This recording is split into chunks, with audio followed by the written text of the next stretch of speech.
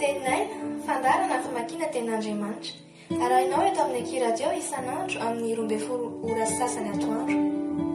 Parole de vie, lecture de la Bible, tous les jours sur Ekiradio à 12h30.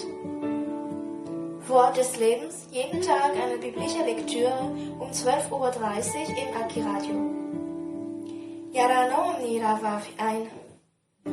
Teninay, teny mahavelona.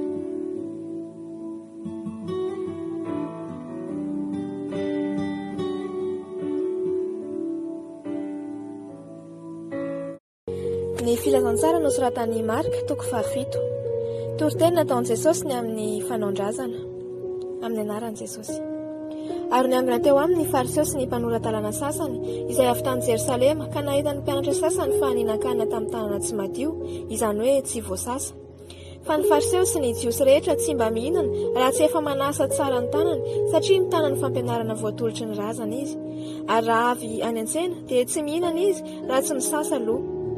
Ary misy fomba maro koa izay noraisiny ho tanana dia ny manasa kapoaka ny sy famarana mba amin'izay fanaka varahina. Dia nanontany azy ny fariseo sy ny mpanoran-dalàna hoe nahoana ny mpianatrareo no tsy manaraka ny fampianarana voatolotry ny razana fa mihinan-kanina amin'ny tanana tsy misasa izy? Fa Jesosy nanao taminy hoe marina namina ny nisa ianareo mpiatsara velatsia araka ny voasoratra hoe ity firenena ity manajay amin'ny olona fa ny fony kosa lavitra ahy, koa foana ny ivavahan'ireo amiko raha mampianatra ny didin'olombelona ho fampianarana izy. Mahafoy ny didin'Andriamanitra ianareo ka mitana ny fanaon'ny olona. Ary koa izy taminy, ay, tsara ny nahafoizinareo ny didin'Andriamanitra mba hitandremanareo ny fampianarana voatolotra anareo. Fa hoy Mosesy, manajana raha ianao sy ny reninao, ary koa izay miteny ratsy ny rainy sy ny reniny dia atao maty tokoa. Fa io kosa ianareo, raha misy olona milaza amin'ny rainy na amin'ny reniny hoe efa korbana, izany hoe fanatitra ao an'Andriamanitra, izay rehetra tokony azonareo soa avy amiko, dia tsy avelanareo anao na inana ho an'ny rainy sy ny reniny intsony izy, ka dia foananareo ny tenin'Andriamanitra amin'ny fampianarana voatolotra anareo, izay nasisainareo ho tandremana, ary zavatra maro mifanatahaka amin'izany koa no ataonareo. Ary niantso ny vahoaka keo aminy indray izy ka nanao taminy hoe mihaino ahy ianareo rehetra ka mahafantara.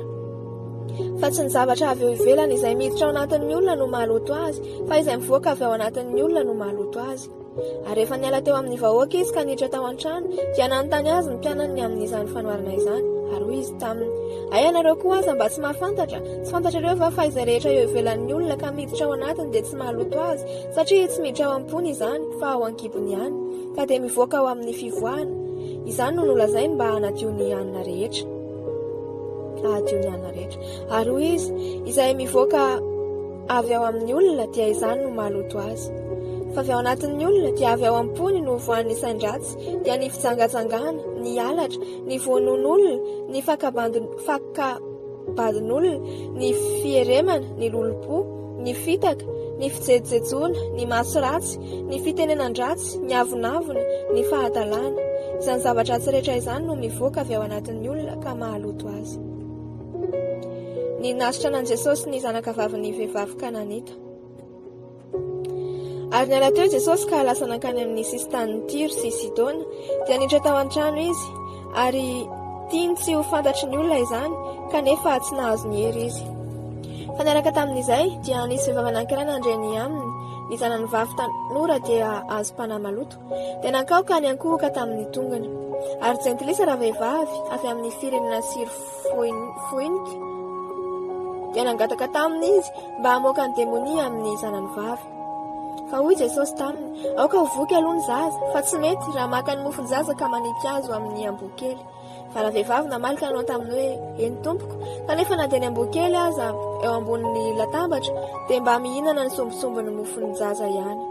Dia hoy Jesosy taminy, noho izany teny izany mandehana ianao, efa nivoaka tamin'ny zanakaovavy ny demonia. Ary raha tonga tao an-trano rahavehivavy dia hitany nandro teo ambony farafara ny zanany vavy, ary ny demonia efa nivoaka taminy. Ny nasitra an'i Jesosy ny lehilahy anankiray marenina sady raiki-dela. Ary Jesosy niala indray tamin'ny sisin-tanin'ny Tiro, dia namaky an'i Sidona sy ny tany Dekapolosy ka nankany amoron-dranomasin'i Galilea. Ary misy marenina sady raiki-dela anankiray nentiny tany aminy, ka nangataka tamin'ireo mba ametrahany tanana. Ary nitondra lehilahy nitanila niala teo amin'ny vahoaka izy, dia nangarona ny sofiny tamin'ny ratsan-tanany, dia nandroraka nanendry ny lelany, ary niandrandra ny lanitra izy, dia nisentoka nanao taminy hoe efata, izany hoe maladia. Dia nalady ny sofiny, sady voavany fatoran'ny lelany, ka dia nahateny tsara izy. Ary nandrarany olona teo Jesosy mba tsy laza na amin'iza na amin'izy, fa na dia norarany azy izy dia vao mainka hanampihely izany. Norarana ary izy dia vao mainka hanampihely izany bebe kokoa. Dia talanjona indrindra ny olona ka nanao hoe L'Évangile selon Marc, chapitre 7. Les pharisiens et la tradition. Au nom de Jésus. Les pharisiens et quelques scribes venus de Jérusalem s'assemblèrent auprès de Jésus. Ils virent quelques-uns de ses disciples prendre leur repas avec des mains impures, c'est-à-dire non lavées.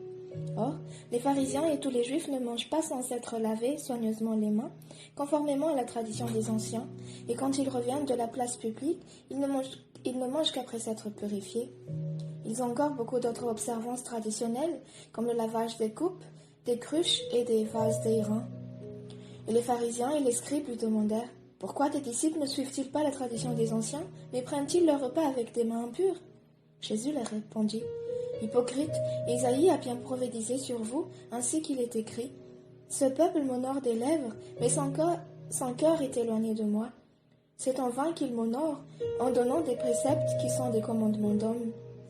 Vous abandonnez le commandement de Dieu et vous observez la tradition des hommes. » Il leur dit encore « Vous anéantissez fort bien le commandement de Dieu pour garder votre tradition, car Moïse a dit « Honore ton père et ta mère, et celui qui maudira son père ou sa mère sera puni de mort. » Mais vous, vous dites « Si un homme dit à son père ou à sa mère « Ce dont j'aurais pu t'assister corban, c'est-à-dire une offrande à Dieu, vous ne laissez plus rien faire pour son père ou pour sa mère. » Annulant ainsi la parole de Dieu pour votre traduction que vous avez établie. Et vous faites beaucoup d'autres choses semblables. Ensuite, ayant de nouveau appelé la foule à lui, il lui dit « Écoutez-moi tous et comprenez. Il n'est hors de l'homme rien qui, entrant en lui, puisse le souiller, mais ce qui sort de l'homme, c'est ce qui le souille. Si quelqu'un a des oreilles pour entendre, qu'ils entendent. » Lorsqu'il fut entré dans la maison, loin de la foule, ses disciples l'interrogèrent sur cette parabole. Il leur dit « Vous aussi, êtes-vous donc sans intelligence ?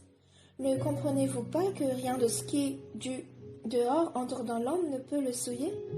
Car cela n'entre pas dans son cœur, mais dans son ventre, qui s'en va dans les lieux secrets, qui purifie tous les aliments. » Il dit encore « Ce qui sort de l'homme, c'est ce qui souille l'homme. Car c'est du dedans, c'est du cœur des hommes, qui sortent les mauvaises pensées, les adultères, les impudicités, les meurtres, les vols, les cupidités, les méchancetés, la fraude, le dérèglement, le regard envieux, la calomnie, l'orgueil, la folie. Toutes ces choses mauvaises sortent du dedans et souillent l'homme. » Jésus sur le territoire de Tyr et de Sidon, la femme cananéenne. Jésus, étant parti de là, s'en alla dans le territoire de Tyr et de Sidon. Il entra dans une maison, désirant que personne ne le sût, mais il ne put rester caché. Car une femme, dont la fille était possédée d'un esprit impur, entendit parler de lui et vint se jeter à ses pieds. Cette femme était grecque, syrophénicienne d'origine. Elle le pria de chasser le démon hors de sa fille. Jésus lui dit « Laisse d'abord les enfants se rassasier, car il n'est pas bien de prendre le pain des enfants et de le jeter aux petits chiens. » « Oui, Seigneur, répondit-elle, mais les petits chiens sous les tables mangent les miettes des enfants. » Alors il lui dit, à cause de cette parole, va, le démon est sorti de ta fille. Et quand elle rentra dans sa maison, elle trouva l'enfant couché sur le lit, le démon étant sorti. Jésus de retour vers la mer de Galilée, guérissant d'un sourd-muet. Jésus quitta le territoire de Tyr et revint par Sidon vers la mer de Galilée, en traversant le pays de la Décapole. On lui amena un sourd qui avait de la difficulté à parler, et on le pria de lui imposer les mains. Il le prit à part, loin de la foule, lui mit des doigts dans les oreilles, et lui toucha la langue avec sa propre salive. Puis, levant les yeux au ciel, il soupira et dit « Ephata », c'est-à-dire « ouvre-toi ». Aussitôt, ses oreilles s'ouvrirent, sa langue se délia, et il parla très bien. Jésus leur recommanda de n'en parler à personne, mais plus il leur recommanda, plus ils le publièrent. Ils étaient dans le plus grand étonnement et disaient: Das Evangelium nach Markus, Kapitel 7. Im Namen Jesus. Und es kamen zu ihm die Pharisäer und etliche von den Schriftgelehrten, die von Jerusalem gekommen waren. Und da sie sahen etliche seiner Jünger mit gemeinen, dass es ungewaschenen Händen das Brot essen, tadelten sie es. Denn die Pharisäer und alle Juden essen nicht, sie waschen denn die Hände manchmal und halten also die Aufsätze der Ältesten. Und wenn sie vom Markt kommen, essen sie nicht, sie waschen sich denn. Und des Dinges ist viel, das sie zu halten haben angenommen, von Trinkgefäßen und Krügen und ehernen Gefäßen und Tischen zu waschen.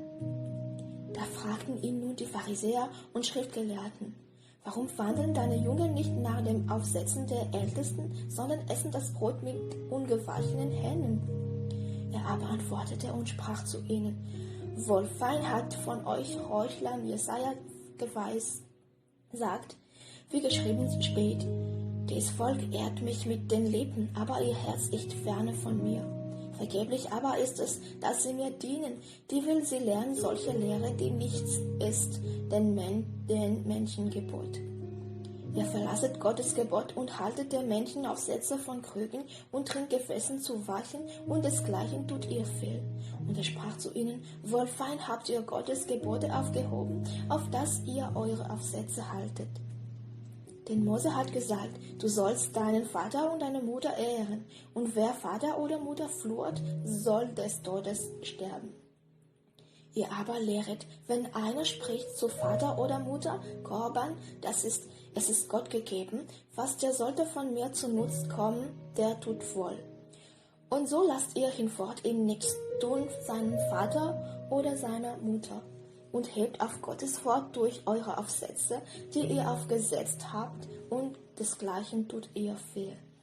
Und er rief zu sich das ganze Volk und sprach zu ihnen: Hört mir alle zu und fasset es. Es ist nichts außerhalb des Menschen, das ihn konnte gemein machen, so es ihm geht, sondern was von ihm ausgeht, das ist es, was den Menschen gemein macht. Hat jemand Ohren zu hören, der höre. Und da er von dem Volk ins Haus kam, fragten ihn seine Jünger um das Gleichnis. Und er sprach zu ihnen: Seid ihr denn auch so unverständig? Vernehmet ihr noch nicht, dass alles, was außen ist und in den Menschen geht, das kann ihn nicht gemein machen? Denn es geht nicht in sein Herz, sondern in den Bauch und geht aus durch den natürlichen Gang, der alle Speise ausfegt. Und er sprach: Was aus dem Menschen geht, das macht den Menschen gemein. Denn von ihnen, aus dem Herzen der Menschen, gehen heraus böse Gedanken, Ehebruch, Hurerei, Mord, Dieberei, Geiz, Schalkheit, List, Unzucht, Schlagsauge, Gotteslästerung, Hochverrat und Vernunft. Alle diese bösen Stücke gehen von ihnen heraus und machen den Menschen gemein. Und er stand auf und ging von dannen in die Gegend von Tyrus und Sidon und ging da in ein Haus und wollte es niemand wissen lassen und konnte dort nicht verborgen sein. Denn ein Weib hatte von ihm gehört, deren Dörterlein einen unsauberen Geist hatte, und sie kam und fiel nieder zu seinen Füßen. Und es war ein griechisches Weib aus Syrophönizien. Und sie bat ihn, dass er den Teufel von ihrer Tochter austriebe. Jesus aber sprach zu ihr: Lass sofort die Kinder stark werden. Es ist nicht fein, dass man der Kinder Brot nehme und werfe es vor die Hunde. Sie antwortete aber und sprach zu ihm: Ja, Herr, aber doch essen die Hündlein unter dem Tisch von dem Brosamen der Kinder.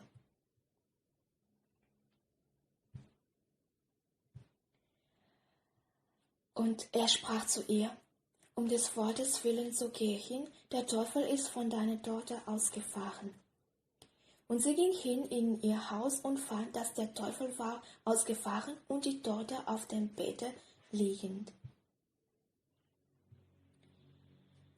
Und da er wieder ausging aus der Gegend von Tyrus und Sidon, kam er an das Galiläische Meer, mitten in das Gebiet der 10 Städte. Und sie brachten zu ihm einen Tauben, der stumm war, und sie baten ihn, dass er die Hand auf ihn legte. Und er nahm ihn von dem Volk besonders und legte ihm die Finger in die Ohren und spitzte und rührte seine Zunge und sah auf gen Himmel, seufzte und sprach zu ihm: Herr Vater, das ist, tu dich auf. Und alsbald traten sich seine Ohren auf, und das Band seiner Zunge war los, und er redete recht. Und er verbot ihnen, sie sollten es niemand sagen. Je mehr er aber verbot, je mehr sie es ausbreiteten. Und sie wunderten sich über die Massen und sprachen: Er